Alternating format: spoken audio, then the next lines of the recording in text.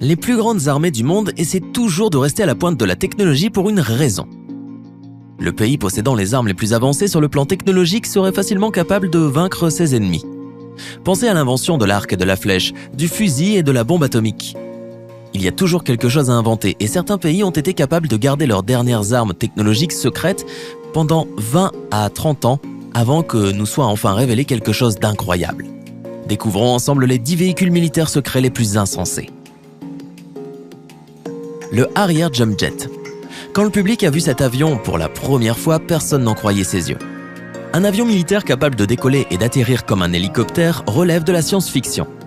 Le Harrier est en fait officieusement connu sous le nom de Harrier Jump Jet et c'est un avion d'attaque à réaction capable d'effectuer des atterrissages ou décollages verticaux ou courts.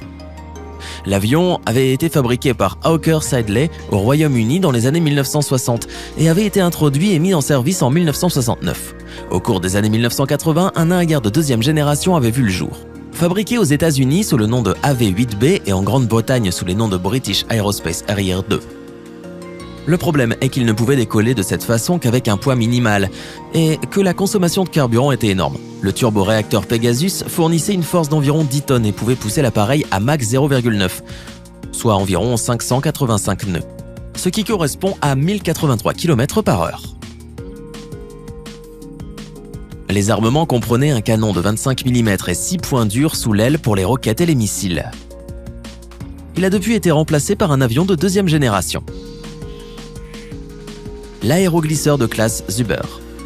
Conçu et construit dans les années 1980 pour donner une suite beaucoup plus grande et plus puissante au LCAC de la classe Ace, déjà en service, la classe Zuber a porté le concept de l'embarcation de débarquement à un niveau extraordinaire.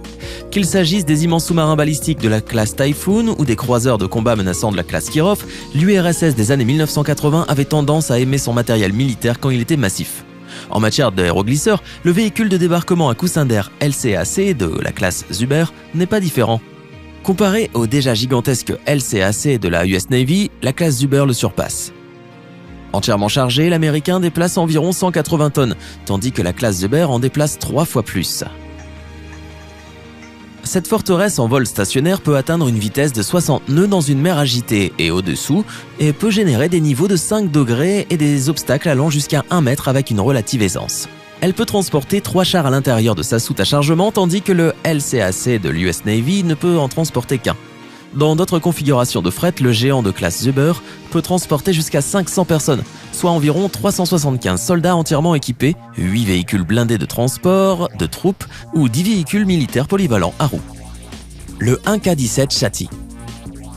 Au cours des dernières années de la guerre froide, l'URSS a tenté de rendre réelle cette partie de la science-fiction, et cela a fonctionné, mais pas très bien. Il s'agissait d'une arme militaire classifiée qui est entrée dans l'armée russe en 1992. Au milieu des années 1970, l'Union soviétique cherchait ardemment des armes laser sur Terre, en mer, dans les airs et dans l'espace, en tant que moyen utile de lutter contre les armes optiques, missiles, satellites espions et autres systèmes de haute technologie des États-Unis et de l'Europe de l'Ouest. En 1982, elle construisait le premier prototype complet d'armes à énergie pour véhicules terrestres et l'installait sur un châssis à chenilles. Le premier réservoir laser était né. Il était destiné à brûler les caméras ennemies, les lunettes de visée et les têtes chercheuses utilisant des lasers à rubis de haute puissance. En 1992, les premiers prototypes sont sortis de l'usine, mais le chaos économique provoqué par l'effondrement de l'Union soviétique a contraint le gouvernement à annuler le programme. Le ZIL-157.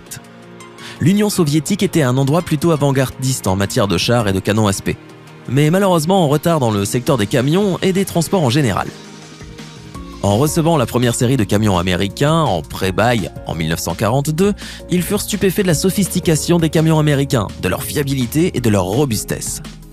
Après la guerre, l'industrie soviétique des camions construisit sa propre version des 2 camions américains sous le nom de ZIS-151, mais peu de temps après, le ZIL-157 prit sa place.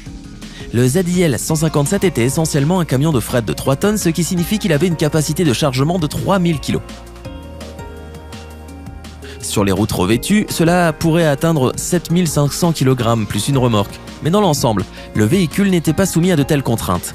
Il avait un équipage de 2 personnes et pouvait transporter une charge normale de 12 à 16 soldats dans la soute arrière grâce à des sièges rabattables. Le tank furtif PL-01. Il s'agit du premier tank furtif de 5e génération au monde, pratiquement invisible à la détection infrarouge et radar. Il a été développé par la société de défense publique polonaise Obrum avec le soutien de BAE Systems. L'arme principale du PL-01 sera un canon de 105 ou 120 mm alimenté par un chargeur automatique s'assurant une cadence de tir de 6 coups par minute. Le canon tirera à la fois des cartouches anti-char classiques et des missiles guidés anti-char. La PL-01 peut transporter 45 cartouches pour le canon principal, dont 16 sont situées à l'intérieur de la tourelle du robot. Le reste étant stocké dans la coque. Le char est également armé d'une mitrailleuse UKM 2000C de calibre 7,62 mm avec 1000 cartouches de munitions. Un poste d'armes télécommandé situé sur la tourelle peut accepter une mitrailleuse de 7,62 mm ou 12,7 mm ou un lance-grenade automatique de 40 mm. La tourelle abritera également un système de protection active SPA pour neutraliser les ATGM ou roquettes. Le PL-01 devrait entrer en production cette année. Le M80 Stiletto. La M-Ship Company a conçu le M80 Stiletto. Il a été construit par Knight & Carver, un constructeur de navires commerciaux et privés basé à San Diego en Californie avec des composites avancés et une multitude de technologies de pointe, mettant l'accent sur l'adaptabilité. À l'origine, le navire était considéré comme la pièce maîtresse d'une initiative appelée Projet Wolfpack, qui visait à révolutionner les capacités de commandement et de contrôle net-centrique et l'efficacité au combat des petits navires opérant en coopération avec d'autres navires. Il faut voir le M80 Stiletto comme un super ordinateur flottant, un vaisseau mère et une station de commandement et de contrôle flottant capable de survoler l'eau à grande vitesse dans des eaux très peu profondes. Le navire est propulsé par un quartet de moteurs Caterpillar C32 1652 chevaux et peut atteindre une vitesse de près de 60 nœuds à l'heure. Le navire est passé de la conception à la réalité en seulement 18 mois, ce qui est incroyablement rapide compte tenu de son originalité à l'époque, qui n'a pas beaucoup diminué depuis. La construction du M80 a coûté environ 10 millions de dollars. Bien que ni le M80 ni sa coque en forme de M n'aient été mis en service actif, l'influence de ce Millennium Falcon de la marine sur d'autres modèles et sous-systèmes est indéniable. Le bateau furtif Juliette Marine Ghost. Si on combine un chasseur à réaction furtif et un hélicoptère d'attaque et qu'on les met dans l'eau, qu'obtient-on ? Voici le JMS Ghost, qui utilise la supercavitation en entourant un objet d'une bulle de gaz afin qu'il puisse passer dans l'eau avec très peu de friction. Dans le cas du Ghost, les objets en question sont ces deux feuilles tubulaires flottantes immergées. Bien que le fonctionnement du processus ne soit pas clair, car la plupart de ces technologies sont secrètes, il est vraisemblable que les feuilles sont conçues de manière à ce que lorsque les turbines à gaz de Ghost la poussent vers l'avant, l'eau est déviée vers l'avant de chaque feuille, ce qui crée l'enveloppe qui se ferme derrière elle.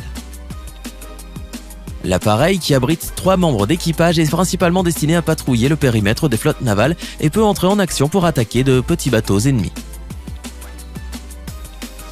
Le Sea Shadow IX-529.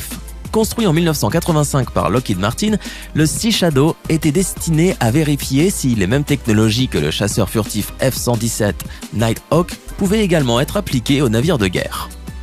Construit en secret pour 50 millions de dollars, le Sea Shadow a démontré qu'il pouvait non seulement échapper au radar et se faufiler entre d'autres navires, mais qu'il pouvait également survivre à de violentes tempêtes grâce à son design double coque.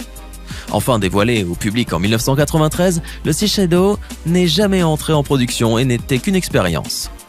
Pour le HMB-1, sa carrière avec le Sea Shadow était une carrière de rappel. Il avait déjà trouvé son nom dans le projet Azorian. Une opération top secrète de la CIA qui a permis de récupérer l'épave du sous-marin soviétique K-129 en 1974. Ne disposant que d'un espace limité et n'ayant aucune utilité pratique au-delà de l'expérimentation, la Navy a tenté de donner le Sea Shadow à tout musée intéressé. Il n'y a pas eu de preneur et le navire a été vendu à la ferraille pour 2,5 millions de dollars. Le UH-19RXW Overwing. Le UH-19XRW Overwing n'est pas un engin conçu par l'armée. Cependant, il pourrait avoir certaines utilisations militaires et est présenté comme un véhicule militaire potentiel. Des lignes lisses, un excellent aérodynamisme et un système de contrôle à haute efficacité réduisent le bruit à l'intérieur et à l'extérieur du cockpit plus bas que tout aéroglisseur en fabrication. Le bruit du poste de pilotage est encore réduit par le confinement et l'isolation du moteur. Il est normal d'avoir une conversation avec les autres dans l'embarcation lorsque la vitesse de croisière atteint 80. Son effet de vol dans le sol vous permet de franchir les obstacles et de survoler les eaux agitées à une vitesse supérieure à 120 km/h. L'altitude de croisière est de 1 mètre à 2 mètres. Et l'embarcation peut sauter jusqu'à 7 mètres pour dégager les grands obstacles. Vous n'avez pas besoin de licence pour vous en servir et la formation à cette opération est même incluse si vous souhaitez acheter le Overwing. Le modèle 240 chevaux coûte environ 190 000 $, tandis que le modèle 130 chevaux coûte environ 20 000 $ de moins. Le contre-torpilleur Harley-Burke. Le premier contre-torpilleur Aegis de la classe Harley-Burke a été mis en service en 1991, et auparavant personne ne savait rien à son sujet.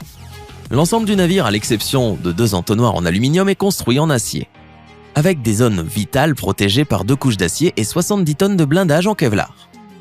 Les contre-torpilleurs de la classe Harley-Burke sont équipés du système de combat Aegis, qui intègre les capteurs du navire et les systèmes d'armes permettant de faire face aux menaces de missiles anti-navires. Les navires sont armés de 56 missiles de croisière Raytheon Tomahawk, associant des missiles d'attaque terrestre avec un système de navigation assisté par Tercom et des missiles anti-navires à guidage par inertie. Les missiles solaires SM-2MR standard du bloc 4 avec guidage par commande, inertie, restent au centre du système Aegis. Les missiles Tomahawk et Standard sont tirés de 2 systèmes de lancement verticaux Lockheed Martin Mk-41. Les contre-torpilleurs sont propulsés par 4 turbines à gaz GE LM 2500, évaluées chacune à 33 600 chevaux, avec une vitesse de turbine de 3600 tours minute, entraînant 2 conduits avec des hélices à pas variables.